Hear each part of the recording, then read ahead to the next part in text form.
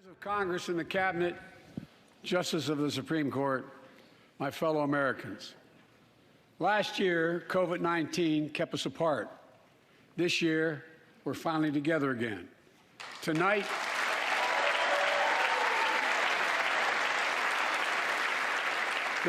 we meet as Democrats, Republicans, and Independents, but most importantly, as Americans, with the duty to one another, to America, to the American people, to the Constitution, and an unwavering resolve that freedom will always triumph over tyranny.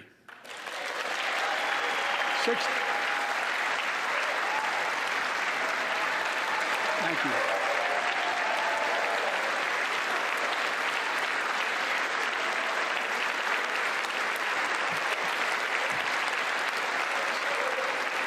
6 days ago, Russia's Vladimir Putin sought to shake the very foundations of the free world, thinking he could make it bend to his menacing ways.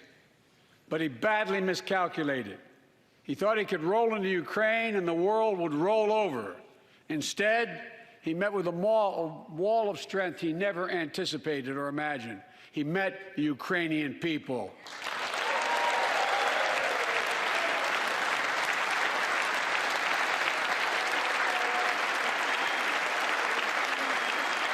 From President Zelensky to every Ukrainian, their fearlessness, their courage, their determination literally inspires the world. Groups of citizens blocking tanks with their bodies, everyone from students to retirees to teachers, turned soldiers defending their homeland. And in this struggle, President Zelensky said in his speech to the European Parliament, "Light will win over darkness." The Ukrainian ambassador to the United States is here tonight, sitting with the First Lady. Let each of us, if you're able to stand and send an unmistakable signal to the world of Ukraine. Thank you. Thank you, thank you, thank you.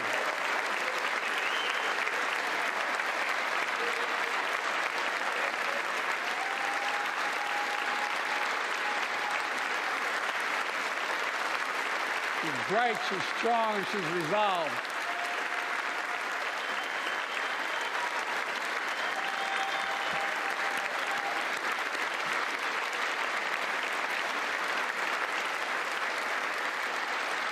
Yes, we, the United States of America, stand with the Ukrainian people. Throughout our history, we've learned this lesson.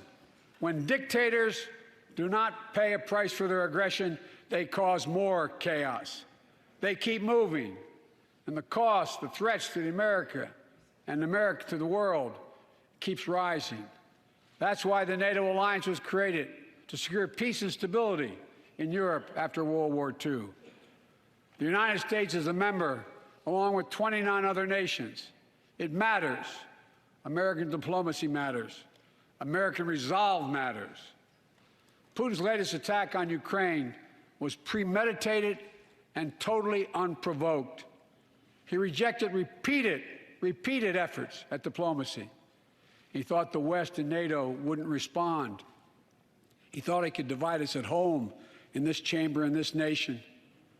He thought he could divide us in Europe as well. But Putin was wrong. We are ready. We are united, and that's what we did. We stayed united. We prepared extensively and carefully. We spent months building coalitions of other freedom-loving nations in Europe and the Americas, from America to the Asian and African continents, to confront Putin. Like many of you, I spent countless hours unifying our European allies. We shared with the world in advance what we knew Putin was planning and precisely how we would try to falsify and justify his aggression. We countered Russia's lies with the truth.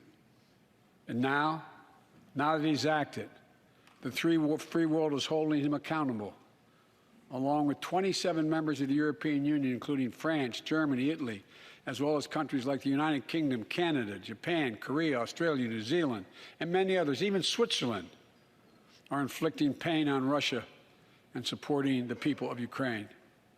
Putin is now isolated from the world more than he has ever been. Together,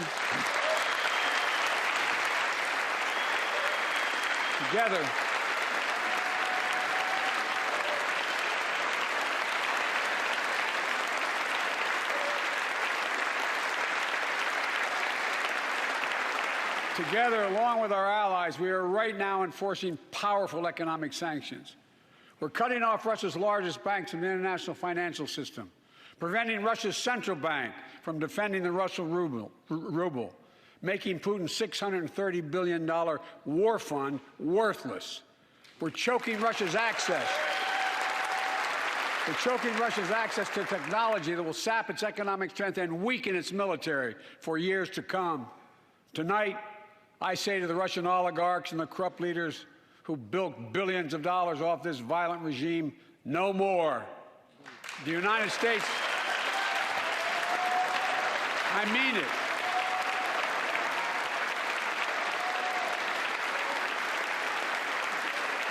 The United States Department of Justice is assembling a dedicated task force to go after the crimes of the Russian oligarchs. We're joining with European allies to find and seize their yachts, their luxury apartments, their private jets.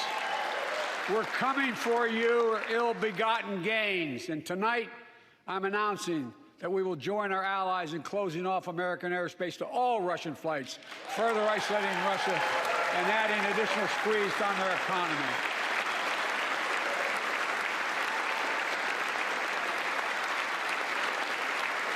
He has no idea what's coming. The ruble has already lost 30% of its value. The Russian stock market has lost 40% of its value, and trading remains suspended. The Russian economy is reeling, and Putin alone is the one to blame. Together with our allies, we're providing support to the Ukrainians in their fight for freedom. Military assistance, economic assistance, humanitarian assistance. We're giving more than $1 billion of direct assistance to Ukraine, and will continue to aid the Ukrainian people as they defend their country and help ease their suffering.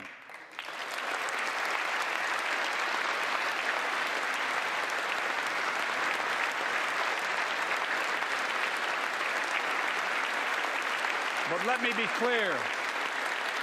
Our forces are not engaged and will not engage in the conflict with Russian forces in Ukraine.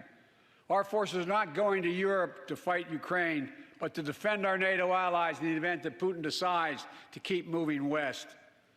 For that purpose, we have mobilized American ground forces, air squadrons, ship deployments to protect NATO countries, including Poland, Romania, Latvia, Lithuania, and Estonia. And as I've made crystal clear, the United States and our allies will defend every inch of territory that is NATO territory with the full force of our collective power. Every single inch.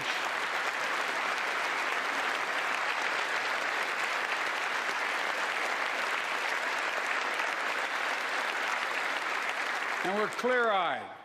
The Ukrainians are fighting back with pure courage. But the next few days, weeks, and months will be hard on them. Putin has unleashed violence and chaos, but while he may make gains on the battlefield, he'll pay a continuing high price over the long run. And a pound of Ukrainian people, the proud, proud people, pound for pound, ready to fight with every inch of energy they have. They've known 30 years of independence, have repeatedly shown that they will not tolerate anyone who tries to take their country backwards. To all Americans, I'll be honest with you, as I always promised I would be. A Russian dictator invading a foreign country has cost around the world.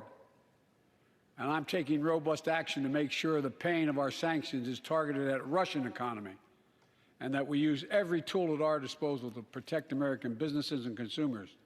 Tonight, I can announce the United States has worked with 30 other countries to release 60 million barrels of oil from reserves around the world.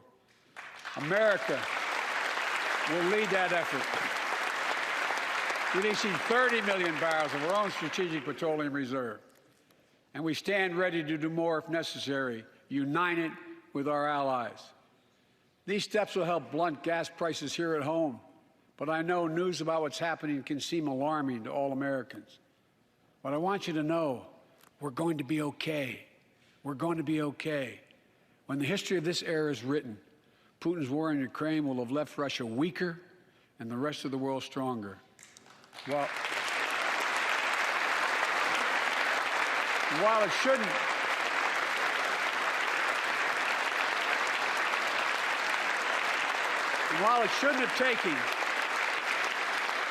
shouldn't have taken something so terrible for people around the world to see what's at stake, now everyone sees it clearly.